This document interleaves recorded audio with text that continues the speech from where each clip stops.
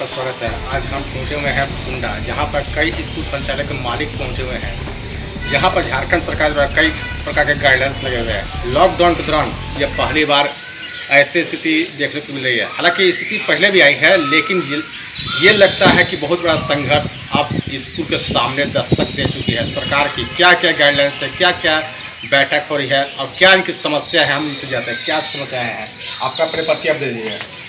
मेरा नाम मोहम्मद वारिस खान हुआ और अखिल झारखंड निजी विद्यालय संघ के हम प्रवक्ता हुए।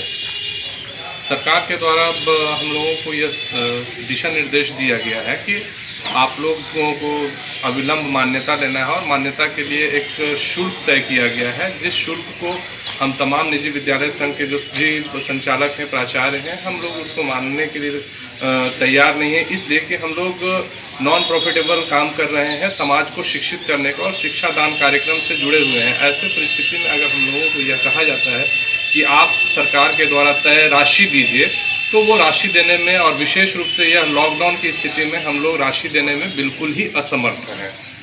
और आज जो बैठक चल रही है, उस बैठक के माध्यम से हम लोगों ने नॉन एफिलिएटेड स्कूल्स जितने भी संचालक हैं, उनका एक अखिल झारखंड निजी विद्यालय संघ के नाम से एक संस्था का गठन किया है। और संस्था के माध्यम से हम यह मांग करते हैं सरकार से कि अविलंब जो भी राशि मान्यता देने के लिए तय की गई है, उस राशि को रद्द किया जाए। दूसरी चीज़ कि हम जितने भी यूडाइस प्राप्त विद्यालय संचालक हैं, हम तमाम यूडाइस प्राप्त विद्यालय संचालकों को बगैर शर्त हम लोगों को मान्यता दिया जाए, और ताकि निर्बाध तरीके से हम लोग जैसे बच्चों को शिक्षा दे रहे हैं, उस तरह से हम लोग शिक्षा प्रदान करते रहें। कहीं ना कहीं समाज में आज अगर शिक्षा का स्तर बढ़ा है या साक्षरता दर बढ़ी है झारखंड के अंदर में, तो हम जैसे नॉन एफिलिएटेड स्कूल संचालकों का उसमें बहुत बड़ा योगदान है। और सरकार से हम मांग करते हैं कि हम लोग बहुत ही न्यूनतम शुल्क पे बच्चों को उच्च स्तरीय शिक्षा मुहैया कराने का काम कर रहे हैं। तो हम लोगों की आज आर्थिक स्थिति बिल्कुल ही दयनीय है। आज हम लोग अपने यहाँ कार्यरत जो शिक्षक हैं, शिक्षिकाएं हैं या नॉन टीचिंग स्टाफ हैं, साथ ही साथ जो स्कूल में गाड़ियां चल रही हैं, गाड़ी मालिक हैं, ड्राइवर हैं, या स्वयं हम लोग हैं, हम लोग आज उन लोगों की जो सैलरी है, जो मानदेय है, वो देने की स्थिति में नहीं है। और वैसे परिस्थिति में अगर यह कहा जाता है कि आप लोग सरकार के द्वारा तय राशि को जमा कीजिए, तो हम लोग वो राशि जमा करने में असमर्थ हैं। और एक बार पुनः झारखंड सरकार के मुख्यमंत्री माननीय हेमंत सोरेन जी से हम लोग ये आग्रह करते हैं कि आप इस पर गौर करते हुए, इसको संज्ञान में लेते हुए, जो भी राशि तय की गई उस राशि को रद्द करते हुए तमाम विद्यालयों को जिनको यूडाइस प्राप्त है उनको मान्यता देने का काम करें।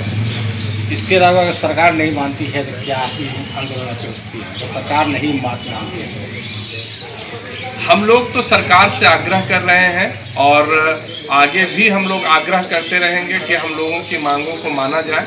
और अगर इसके बावजूद भी अगर सरकार नहीं मानती है हमारी बातों को, तो फिर हम लोग देखेंगे, हम लोग न्यायालय के शरण में जाएंगे और न्यायालय में जा कर के हम लोग वहाँ पे गुहार लगाएंगे कि हम लोग जो लोग रूरल एरियाज़ में जा करके हम लोग शिक्षा दान जैसे कार्यक्रम में लगे हुए हैं और समाज को शिक्षित बनाने में लगे हुए हैं, हम लोगों के साथ सरकार जो है अन्यायपूर्ण काम कर रही है, उस अन्याय से हम लोगों को जो है न्यायालय से न्याय दिलाया जाए। हमारे साथ और भी शिक्षक हैं जो स्कूल के हैं, जुड़े हुए हैं। सर थोड़ा जानकारी दीजिए, क्या क्या कौन कौन जिला के स्कूल में शामिल है या किसी प्रखंड ही है?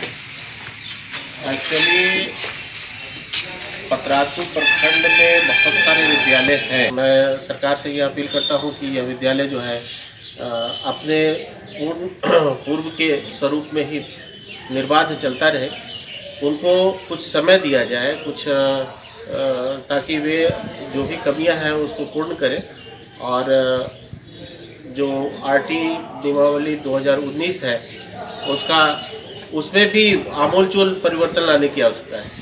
अचानक से यदि उन विद्यालयों को पूर्व में उनकी जांच भी की गई थी, उनके लोगों को यह कहा गया था कि यदि आपके पास भूमि कम है ना, तो भी आप उनको जो है अपने यूडाइस कोड और झारखंड एकेडमिक काउंसिल के द्वारा अपने स्कूल कोड आवंटित किया। इससे पहले भी आपको समस्याएं आई हैं क्या ऐसा? वैसे तो विभिन्न विद्यालयों के पास समस्याएं रहती ही चली आती हैं, बहुत प्रकार की समस्याएं रहती हैं, लेकिन यह समस्या इतर है, उन सब से इतर है। यह कुल मिलाकर के सरकार और निजी विद्यालयों के बीच की समस्या है। तो मैं समझता हूँ कि सरकार और सरकार के जो काबीना मंत्री हैं जगन्नाथ महतो जी, वे इस मामले में जरूर संज्ञान लेंगे और कायाकल्प करने का प्रयास करेंगे, पुनर्जीवन देंगे। कुल मिलाकर के यह कहा जा सकता है कि शिक्षित बेरोजगार लोगों का यह समूह है और आप उन्हें अचानक से सड़क पर लाने का प्रयास कर रहे हैं, जो कि अच्छी बात नहीं है, सराहनीय पहल नहीं है।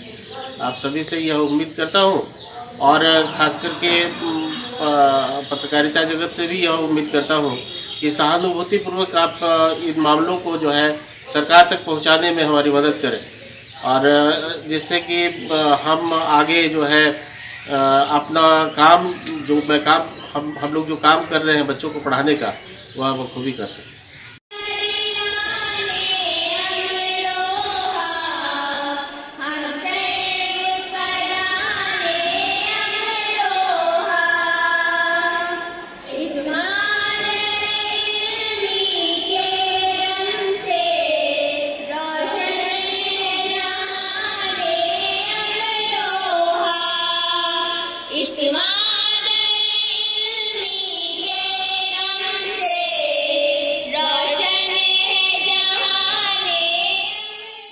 सबसे बड़ा मसला जो है, जो हमारी मुल्क की तरक्की की रुकावट में सबसे बड़ा सबब बना हुआ है, वो है तालीम।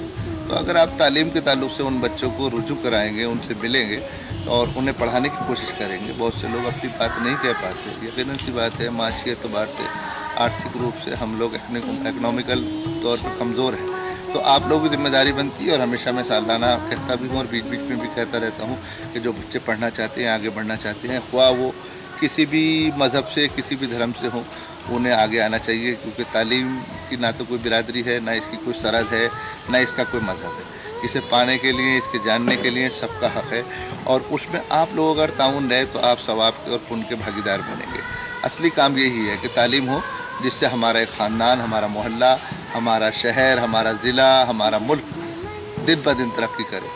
अब जैसे इस साल हमारे यहाँ अरबी, फ़ारसी, संस्कृत, म्यूज़िक का नया कोर्स आया है, इसी तरीके से हमारे यहाँ MSc physics, chemistry, bio, maths में भी शुरू हुई है, और BCom पहले से चल रहा है, BSc होम साइंस पहले से चल रहा है, BA में तमाम कोर्स हमारे यहाँ पिछले 15 साल से चल रहे हैं। B.Ed मौजूद है, B.Ed इग्नू में भी मौजूद है, अलीगढ़ मुस्लिम यूनिवर्सिटी के डिस्टेंस एजुकेशन के कोर्स हमारे यहाँ।